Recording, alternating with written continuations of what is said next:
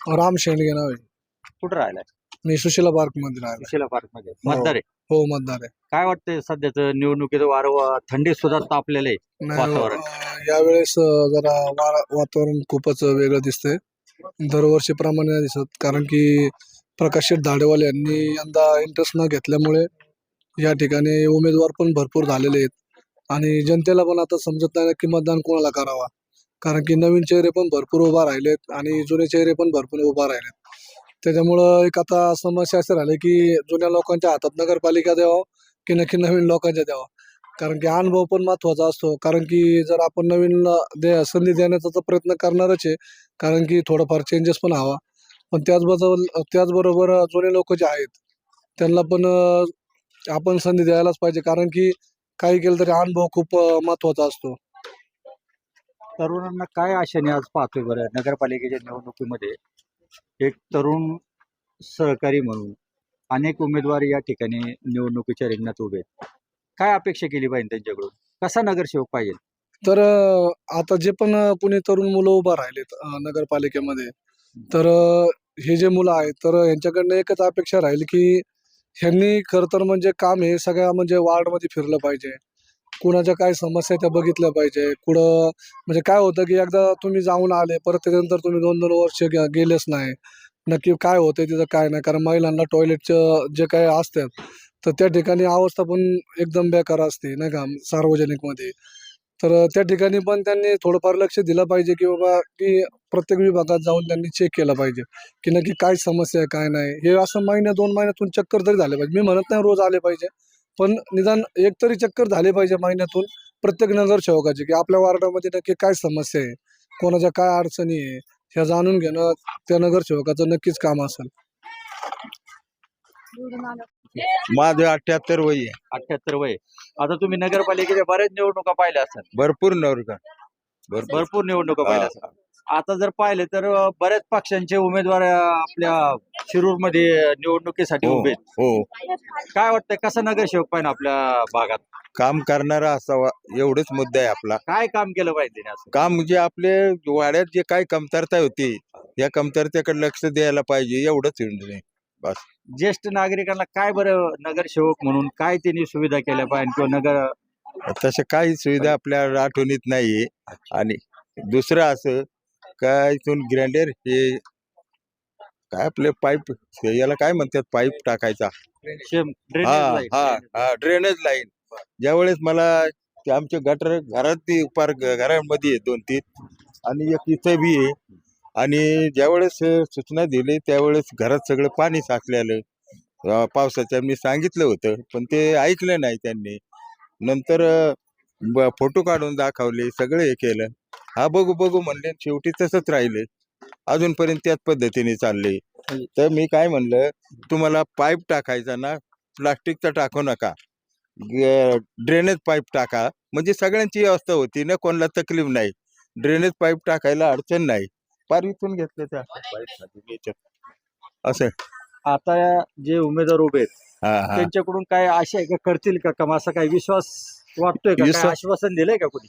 देतात ते आश्वासन देतात, आपण बी त्याला मान्यता देतोय. बाकी काही नाही. काम झालं पाहिजे. काम झालं पाहिजे हे महत्वाचं आहे.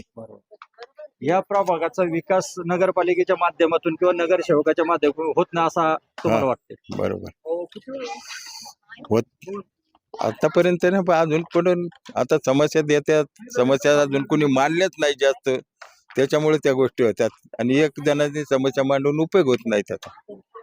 यापूर्वीच जो महाविकास आघाडीचं होतं प्रकाश झाडेवाले यांचा नेहमी या ठिकाणी पॅनल असायचा, त्या काळात बी काही कामं झाली काही नाही, काहीच नाही. काहीच नाही झाली. आता काय वाटतं पक्षांचं बलाबल असणार आहे, अनेक पक्षांचे उमेदवार असणार आहे. बरोबर या बरोबर माध्यमातून तरी काम होतील का असा विश्वास आहे का? काय आशा आहे का? आहे ना. पण आपण जर व्यवस्थित हे केलं तर गोष्टी मान्य घेतल्या तर काय ते आम्ही बी तयार आहे ना त्याला पाठिंबा द्यायला. लहानपणीच गेलं आजी काय होय? आता काय आता परसाच्या पुढे गेले. काही याच्या अगोदर कोणी स्थानिक आमदार वगैरे काय कोणी या गल्लीमध्ये फिरकले होते का? काय निवडणुकीपुरते दिसले? निवड फिरकले तसं फिरकत आहेत तसे मध्ये आधी म्हणजे काय कसं काय काम काढलं तर पण एवढ्या याच्यात नाही आले. इथं जर पाहिलं तर का नेमकं काय समस्या आहेत बरं या नगरपालिकेने पुरवलं ना आजपर्यंत?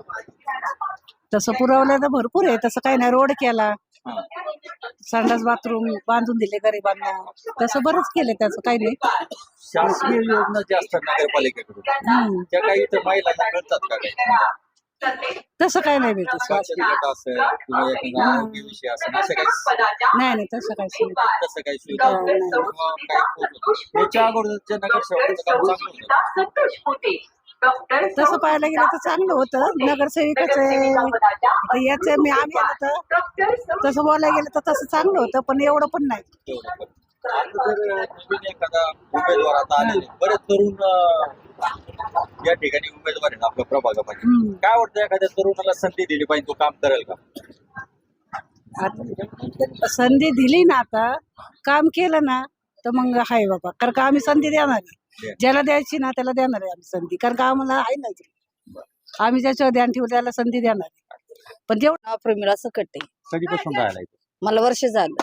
वर्ष झाले. हो मतदार आहे का? हो किती निवडणुका पाहिल्या नगरपालिकेच्या? बरंच पाहिलं. बऱ्याच पाहिल्या. काय महिला म्हणून काही इथं आरोग्याविषयी काही नगरपालिकेचे कोणी माहिती देण्यासाठी काही योजनेसाठी येतात का? महिलांच्या आरोग्याच्या असतील किंवा बचत गटाच्या असतील, हो अशा सगळे काही येतात ते. येतात. हो. काही माहिती देतात का? माहिती देऊ जातात थोडीफार अशी. ताई, यापूर्वीचे इथं स्थानिक नगरसेवक होता इथं, काही त्या कार्यकालामध्ये काही कामं झालेत का आपल्या भागामध्ये? काही